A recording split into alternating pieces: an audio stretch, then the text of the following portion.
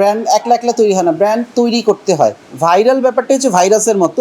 দেখুন, সাকিব তো একটা ব্র্যান্ড। সাকিব খানের নাম যখনই নেবেন তখনই এটা ভাইরাল, তখনই এটা ব্র্যান্ড। আপনারা বলছেন যে পিয়াল হোসেন এখন একটা ব্র্যান্ড, সেটা অবশ্যই আপনাদের দোয়াতে। ব্র্যান্ড একলা একলা তৈরি হয় না, ব্র্যান্ড তৈরি করতে হয়। নিজেকে একলা একলা ব্র্যান্ড ভাবলে হবে না। আপনারা তৈরি করেছেন বলেই আজকে ব্র্যান্ড বলে আপনারা বলছেন। ঠিক তাই। যেমন একটা যেমন আমি কখনো কোনো নায়িকা বা নায়ক নায়িকাদেরকে সাথে নিয়ে কোনো পার্লার ওপেনিংয়ে যাই না।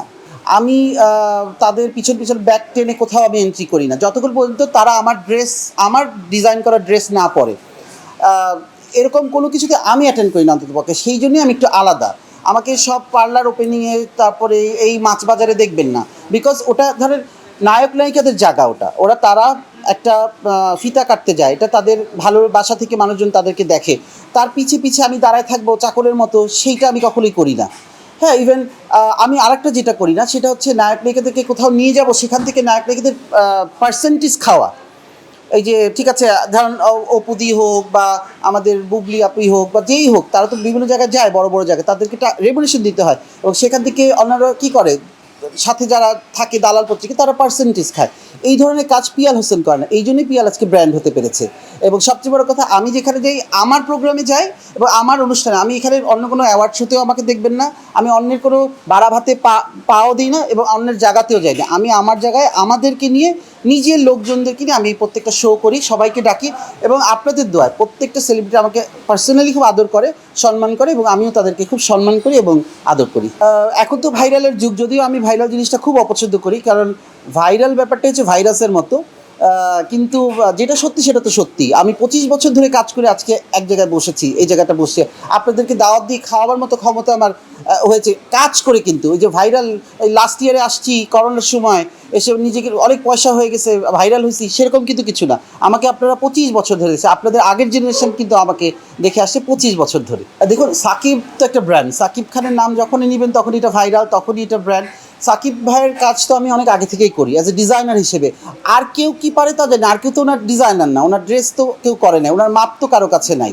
হ্যাঁ, ওনার সাথে কয়জন কাজ করেছে সাকিব খানের সাথে, কয়জন ডিজাইনার সাকিব খানের সাথে কাজ করেছে, কয়জনের প্রোগ্রামে যায়।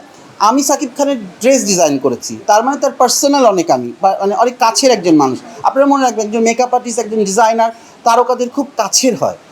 বিকজ তারা সবসময় তাদের সৌন্দর্য বর্ধন করে, তাদেরকে সাজানোর জন্য, তাদেরকে আইডিয়া দেওয়ার জন্য। তো সাকিব ভাইয়ের সাথে আমার সম্পর্ক হচ্ছে আজকে 25 বছর হবে বা 20 বছর হবে, 2006 থেকে।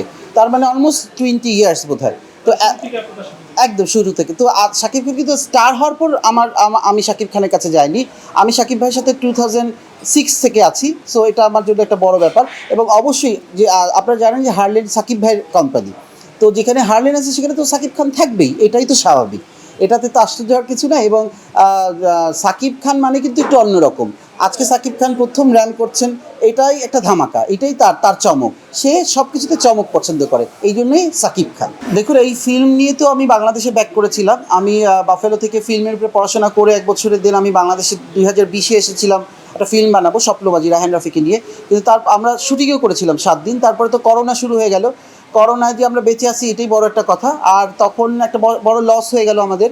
আর ওই ছবিটা আর এখন আমি বানাচ্ছি না, কিন্তু ইদানিং এখন যে ছবিটা আমি বানাচ্ছি তার নাম হচ্ছে লাইফ ইজ বিউটিফুল।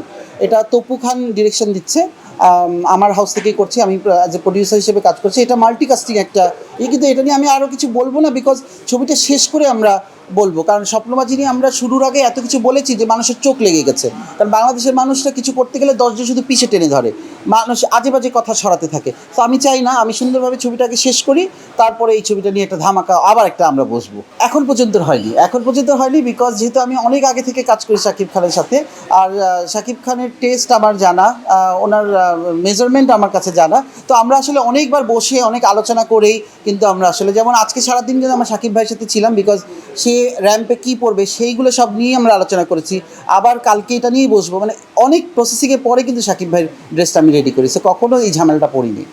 দেখুন, আমি ঢাকা ফ্যাশন ডে থেকে শুরু করেছি। এই ঢাকা ফ্যাশন ডেটা আমরা এই বছরই কিন্তু কলকাতায় নিয়ে যাচ্ছি, কলকাতা ফ্যাশন ডে করতে। আমরা কিন্তু এই শোটাকে আমেরিকা পর্যন্ত নিয়ে যাবো, নিউ ইয়র্ক ফ্যাশন ডে দেখতে। সো আমার প্ল্যান হচ্ছে আমাদের যে ফ্যাশনটা, এটাকে ওয়ার্ল্ডের প্রত্যেকটা সিটিতে, প্রত্যেকটা শহরে নিয়ে যাব। ইনশাল্লাহ আমরা পারবো।